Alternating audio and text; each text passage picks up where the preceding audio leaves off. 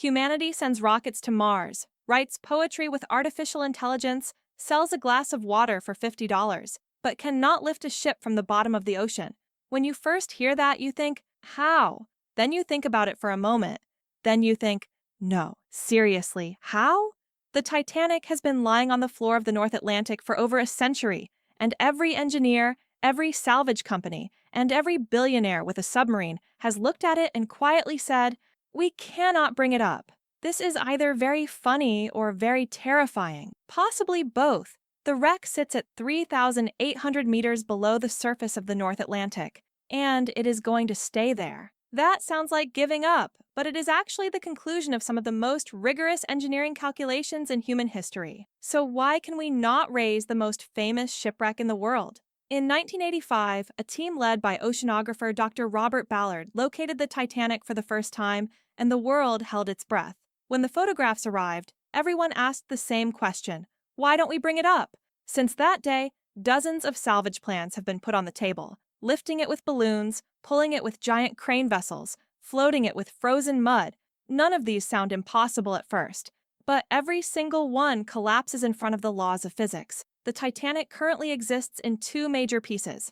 The ship broke apart as it sank in 1912. The bow section lies roughly 600 meters from the stern, which rests about 800 meters further back. That alone turns any salvage operation into two entirely separate engineering challenges. But the real problem is not size. The real problem is weight. When the Titanic was built, it displaced 46,000 gross tons. Today, a century of seabed sediment, absorbed seawater, and accumulated rust has pushed the ship's effective weight to levels that cannot be precisely calculated. For comparison, the Thialf, the most powerful crane vessel ever built, has a maximum lift capacity of 14,200 tons. The Titanic is more than 3 times that figure. At 3,800 meters of depth, water pressure reaches approximately 380 times the atmospheric pressure at sea level. At that pressure, operating any salvage equipment requires pushing engineering to its absolute limits. In 2023, the Titan submersible's catastrophic implosion on its way to visit the Titanic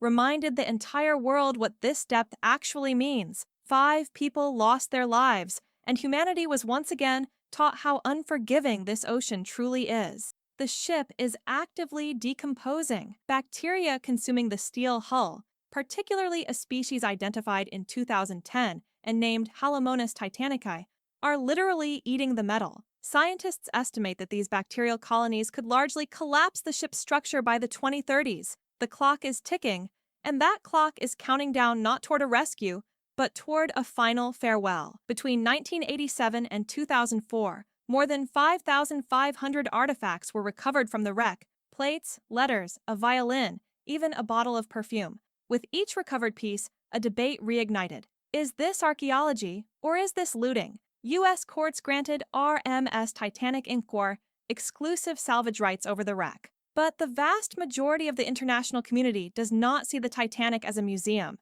They see it as a cemetery where the bones of 1,500 people still rest on the ocean floor. And perhaps the deepest question of all is this: is our inability to raise the Titanic a failure? Or is it one of the most meaningful limits humanity has ever set for itself?